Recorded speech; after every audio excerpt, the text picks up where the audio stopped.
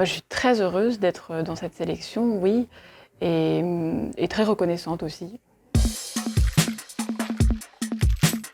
Tenir sa langue, c'est l'histoire d'une petite fille qui s'appelle Paulina, qui, au début des années 90, va émigrer en France avec ses parents et sa sœur. Et au moment où la famille va obtenir la nationalité française, le prénom de Paulina va être francisé en Pauline.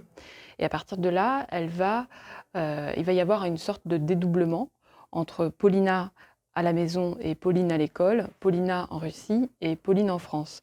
Et 20 ans plus tard, elle a rendez-vous au tribunal de Bobigny pour essayer de récupérer son prénom de naissance. Plusieurs raisons. La première, je dirais que c'est un rapport très très charnel, sensuel aux odeurs, aux sons, aux sensations. Et donc j'avais vraiment envie de raconter le bilinguisme par le corps d'un enfant, par les perceptions qu'en a un enfant.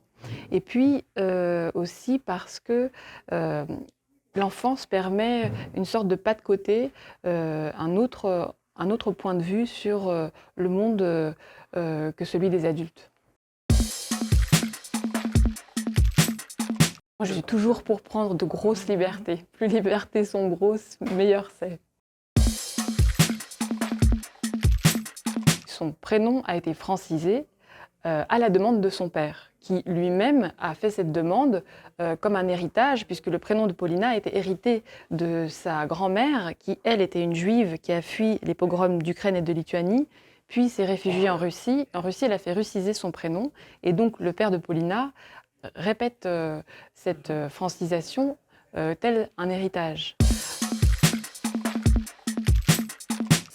Mon avis personnel sur la question, c'est plutôt que chacun devrait être libre de porter le prénom qu'il souhaite, plutôt que la version imposée par la République.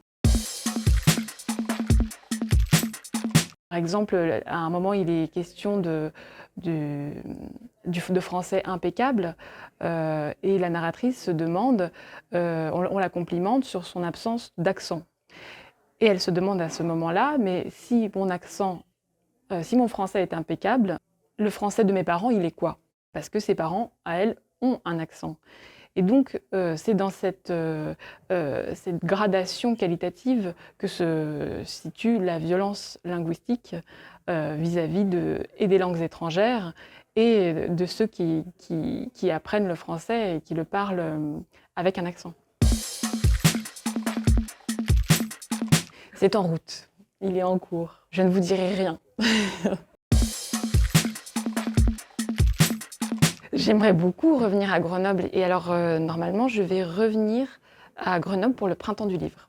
Et comment vous écrivez? R-A-F-A-E-L-A.